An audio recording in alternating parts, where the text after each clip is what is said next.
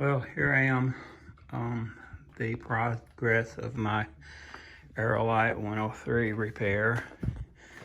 I've ordered and got in my tubing that I will need to repair pretty much everything that was damaged. It was a little over $2,000 plus the shipping. There's my wings. They've got to be totally redone. My MZ201 engine with only 20 hours on it. And my workshop drill press really comes in handy. But here's my Aerolite amperage that I've done so far. First thing I had to do was repair the main 2x2 square, cutting these holes out for the yoke, all the holes for the brackets and stuff like that. And I had to make another 1x1 and a 1/2 inch cross piece,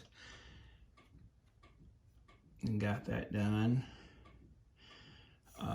This piece right here, I've got to make another one of those. As you can see, I've just got half of this one up for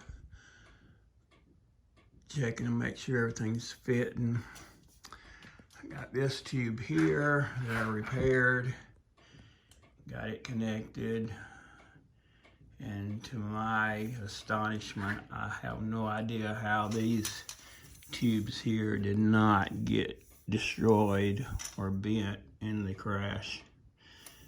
I had to make another tube that goes from the nose gear to the nose.